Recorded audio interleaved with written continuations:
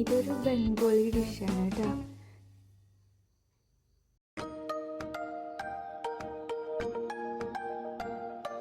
ഇതൊരു ചാനലിൽ കണ്ടതാണ്. ഒരു അമ്മമ്മ അത് വില്ലേജ് സ്റ്റൈൽ കുക്കിംഗ് എന്ന് പറഞ്ഞിട്ട് കാണിക്കുമ്പോൾ അതിൽ ചെയ്തതാണ്.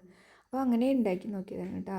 അപ്പോൾ അതിനായിട്ട് ഉരുളക്കിഴങ്ങ് എടുത്ത് ഇങ്ങനെ വെള്ളത്തിലിട്ട് കുറച്ച് ഉപ്പിട്ടിട്ട് പുഴുങ്ങിയെടുത്തു. പിന്നെ അത് മാറ്റി വെച്ചു. പിന്നെ നമ്മൾ കുറച്ച് എണ്ണ ഒഴിച്ചിട്ട് അതിലേക്ക് വറ്റൽമുളക് ഇട്ട് കൊടുത്ത് അത് നന്നായിട്ടൊന്ന് വറുത്തെടുക്കുക.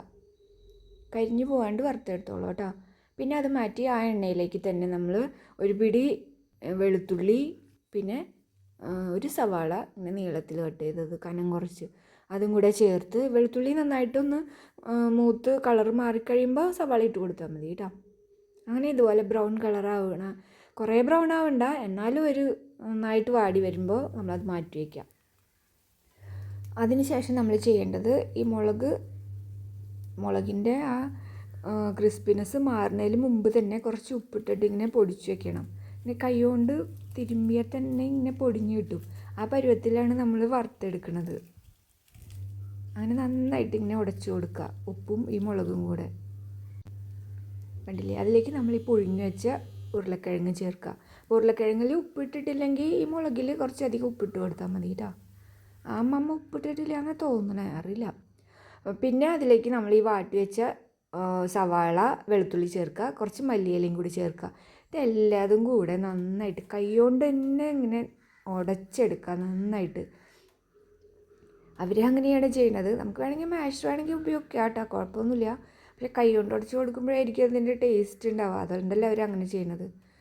അപ്പോൾ ഇങ്ങനെ കൈ കൊണ്ട് നന്നായിട്ട് എല്ലാം കൂടെ കൂട്ടി കുഴച്ച് ഒരു തരി പോലും ഇല്ലാണ്ട് എടുക്കുക. അതിന് ശേഷം നമ്മൾ ചെയ്യേണ്ടത്, ഇതിൽ ബാക്കി വന്ന ഓയിലില്ലേ, ഇതൊക്കെ ഫ്രൈ ചെയ്ത ആ ഓയിൽ ഇതിൻ്റെ കൂടെ ഒഴിച്ചു കൊടുക്കുക. ഇത്ര ടേസ്റ്റ് ഉണ്ടെന്ന് ഇത് കണ്ടപ്പോൾ വിചാരിച്ചില്ല കേട്ടോ. ആ അമ്മമ്മ ചെയ്തപ്പോൾ ഇങ്ങനെ മല്ലിയിലൊന്നും ചേർത്തിട്ടില്ല, പണ്ടത്തെ അല്ലേ. അപ്പോൾ അവർ ഇതൊന്നും ചേർക്കാണ്ട് ബാക്കിയുള്ള സാധനങ്ങളൊക്കെയാണ് ചേർത്തിട്ടുണ്ടായിരുന്നുള്ളൂ. പക്ഷേ ഇത് നിങ്ങൾ ആരെങ്കിലും കാണുന്നുണ്ടെങ്കിൽ ഒരു തവണയെങ്കിലും ഒന്ന് ട്രൈ ചെയ്ത് നോക്കിക്കോളൂ കേട്ടോ.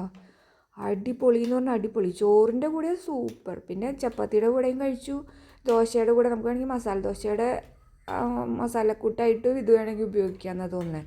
അത്രയ്ക്ക് തനിയെ തന്നെ കഴിച്ചാൽ മതി. തനിയെ എടുത്തിങ്ങനെ കഴിക്കാൻ തോന്നിക്കൊണ്ടിരിക്കും.